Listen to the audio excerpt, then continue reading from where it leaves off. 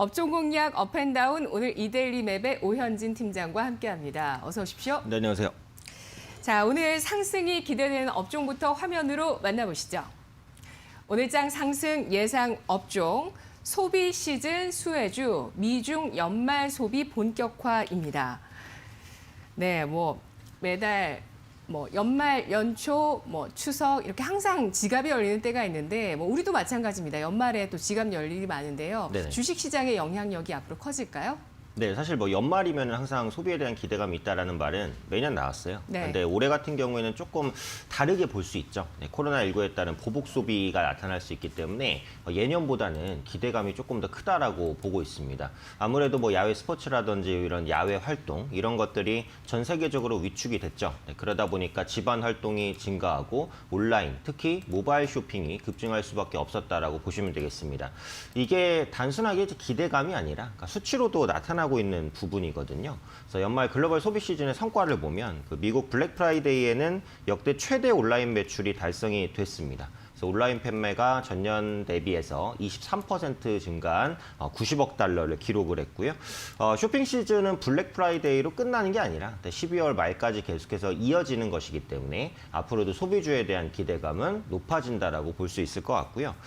중국도 마찬가지입니다. 그래서 지난달에 있었던 중국 최대 쇼핑 축제라고 볼 수 있는 광군제 기간에 거래액이 사상 최대치인 83조 원을 기록을 했습니다. 그래서 알리바바 그룹이 행사 기간을 11일로 늘린 효과다. 이렇게 볼 수도 있을 것 같은데 앞서 말씀드렸던 코로나 보복 소비 영향도 컸다라고 볼 수 있을 것 같고요.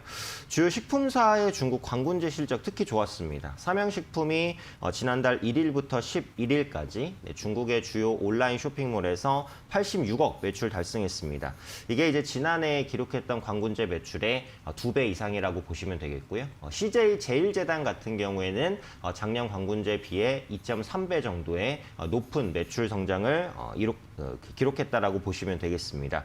그래서 온라인 마케팅을 강화한 게 주요했던 것 같아요. 그래서 삼양식품과 CJ 제일제당이 최근에 중국의 주요 소비층으로 떠오르고 있는 20대와 30대 이제 젊은 층을 집중적으로 온라인 커머스라든지 이런 부분들로 공략을 하면서 이런 부분이 좀 먹혀 들어갔다라고 보시면 될 것 같고 또 중국에서 소비하면 또 빼놓을 수 없는 게 화장품이죠. 화장품 매출도 온라인을 통해서 급증을 했습니다. 그래서 12개 한국 브랜드가 1억 위안 매출을 기록했고요. 한국이 지난해에 이어서 국가별 판매 3위를 달성했습니다. 화장품주의 실적 개선 기대감도 가질 수 있게 하는 요인이라고 또 볼 수 있겠죠.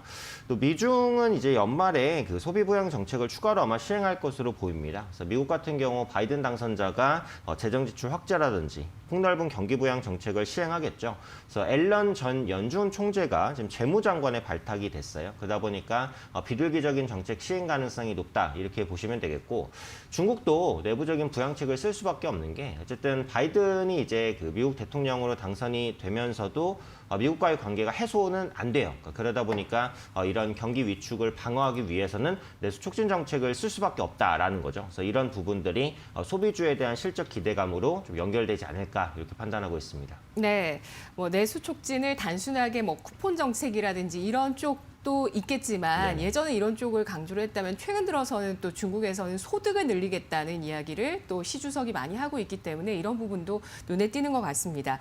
오늘장에 상승이 예상되는 업종 소비 시즌 수혜주 언급해 주셨고요.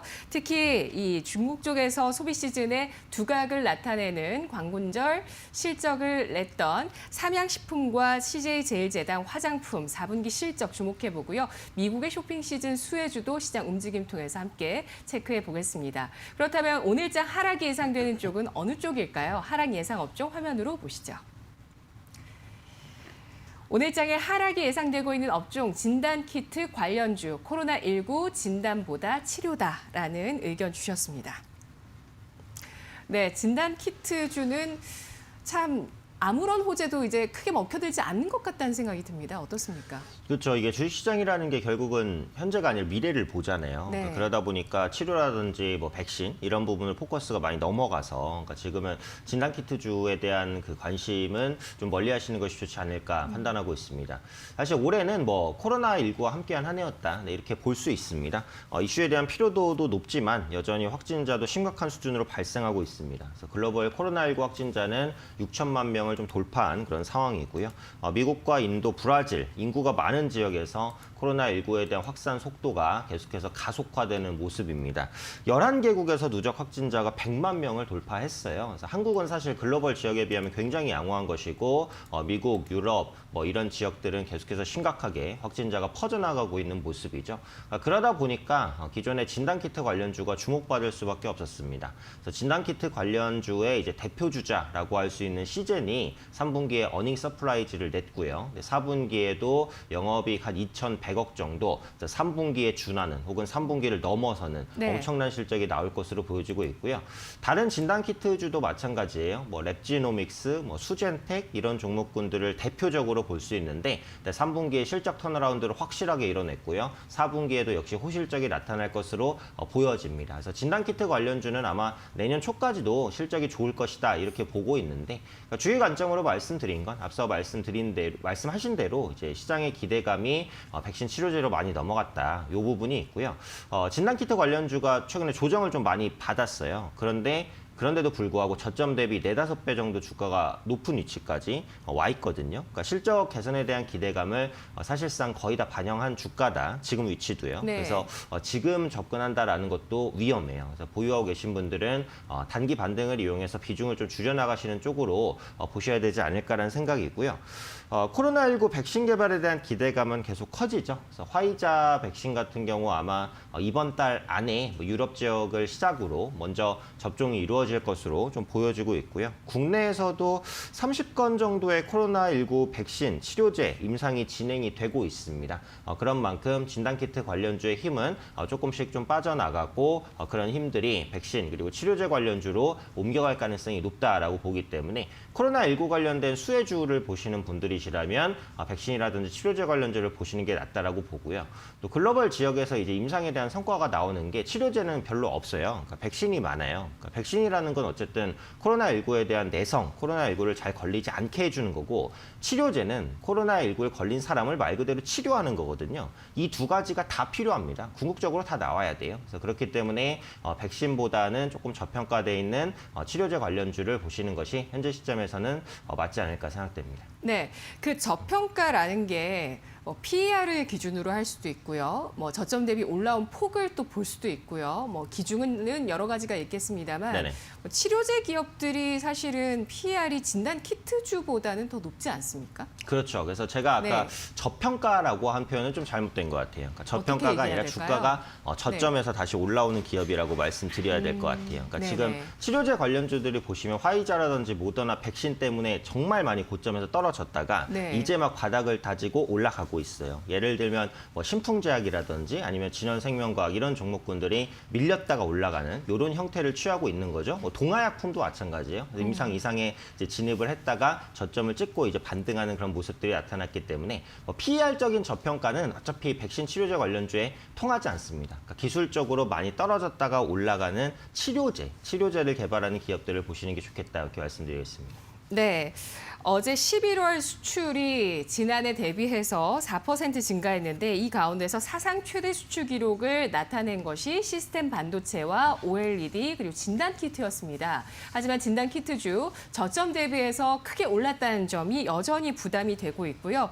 어제 그나마 PCL이 유럽에서 항원 진단키트 판매가 시작됐다는 소식으로 6% 강세 마감됐습니다만 진단키트주 당분간 하락세를 예상하고 있습니다. 마지막으로 오늘 핵심 공략주 어떤 종목 선택하시겠어요? 네, 그래서 앞서 이제 연말 소비 시즌에 주목해 보자라는 말씀을 드렸기 때문에 이제 미국 소비 관련주로 뽑히는 한세실업을 좀 가지고 왔습니다. 좀 안정적으로 갈 수 있는 종목이 아닐까 싶고요. 한세실업은 미국 바이오로부터 주문을 받아서 OEM 그리고 ODM 방식으로 수출하는 기업입니다. 그래서 OEM은 주문자 상표 부착 방식이죠. 그래서 주문자가 어떻게 만들어서 상표를 붙여달라라고 하면 그대로 만들어주는 조금 수동적인 방식이고 ODM 같은 경우에는 주문자가 제조업체에 제품의 생산을 위탁을 합니다. 그래서 제조업체는 나름대로 개발을 해서 상품을 공급하기 때문에 OEM보다는 조금 더 적극적인 형태고 마진도 많이 남아요. 그래서 한세실업이 OEM과 ODM 부분에서의 실적이 올해 말 그리고 내년까지 개선될 수 있을 것이다라고 보고 있고요. 올해 또 이제 미국 내 개인 보호 장비 생산 공장이 가동이 됐습니다. 그래서 연간 3,600만 장의 마스크를 생산하게 됐는데 이게 백신이라 백신이라든지 뭐 치료제가 개발된다고 해도 최소한 내년, 내후년까지는 미국 내에서 마스크에 대한 수요가 굉장히 많을 거예요. 그래서 이런 부분들이 한세실업의 실적을 개선시킬 수 있는 요인으로 작용할 수 있을 거예요. 그래서 기존의 한세실업이 뭐 단순한 패션 업체가 아니라 이제 마스크까지도 생산하는 업체다. 그래서 보건 쪽의 모멘텀도 조금씩 반영이 되고 있다라는 점을 생각해 보시면 좋을 것 같고요. 또 고객사의 주요 벤더로서의 역할이 부각될 수 있다라고 봅니다. 그래서 고객사 중에서 뭐 타겟 그리고 월마트, 대형마트의 실적이 개선되면서 그 한세실업의 고객사 내에서의 입지도 꾸준하게 강화되고 있다는 점을 생각해 보시면 되겠고요. 미국 의류 업체의 파산도 좀 증가하고 있어요. 이게 결국은 네. 코로나19의 영향이라고 보시면 될 것 같아요. 네. 그래서 이런 빈자리를 한세실업이 어느 정도는 이제 치고 들어갈 수 있다. 어떻게 보면 이제 반사수의 이런 기대감도 있기 때문에 복합적으로 모멘텀 있는 기업이라고 보시면 될 것 같습니다. 기술적인 흐름은 차트를 한번 보시면요.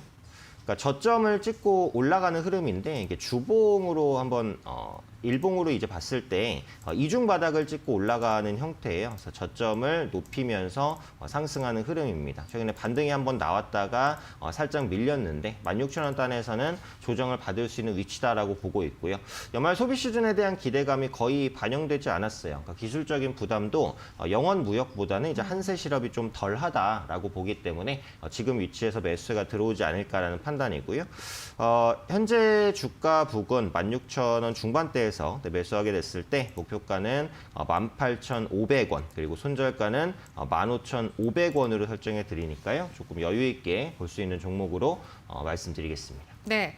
달러를 버는 기업인데 환율 같은 경우는 4분기 실적에 부정적인 요소가 되지 않을까요? 그렇죠. 그래서 그것 네. 때문에 사실 주가가 못 갔어요. 그래서 그런 부분인데 지금 원화가 진짜 가파른 강세거든요. 여기서 더 가파른 강세로 갈까? 그런 부분에 대한 의문은 있어요. 뭐 그렇다고 환율이 갑자기 급반등하거나 하지는 않겠지만 네. 현재 위치에서 가파른 강세는 조금씩이라도 완화되지 않을까라는 생각이에요. 그래서 지금 원화 강세 수혜주를 함부로 보기가 어렵다라고 생각하는 이유예요. 그러니까 원화 강세가 계속해서 이어진다면 모르겠지만 현재 시점에서는 최소한 속도 조절이라도 되지 않을까라는 생각이거든요. 그래서 한세실업도 그런 부분에 대한 우려감이 컸는데 환율이 현재 시점에서 반등은 아니더라도 횡보 정도만 해줘도 투자 심리는 개선될 수 있다라고 보기 때문에 환율에 대한 부분을 너무 크게 우려하지는 않아도 되지 않을까 생각됩니다. 네, 알겠습니다. 오늘장 연말 소비 본격화에 따른 쇼핑 시즌 연말 소비의 수혜주 상승 예상되고 있습니다. 진단키트주는 코로나19에 대한 시장의 관심이 진단보다는 백신과 치료 쪽으로 이동하고 있다는 점에서 하락이 예상됩니다. 오늘장 핵심 공략주, 미국의 의료 시장의 강자이자 마스크 생산 같은 보건 모멘텀이 눈에 띄고 있는 한세실업 알아봤습니다. 아울러 저희가 전해드린 투자 정보 잘 활용해 보시고요. 투자에 대한 결정, 그 결과는 시청자 여러분의 몫이라는 점 다시 한번 강조해 드립니다. 오현진 팀장님 오늘 의견 잘 들었습니다. 고맙습니다. 감사합니다.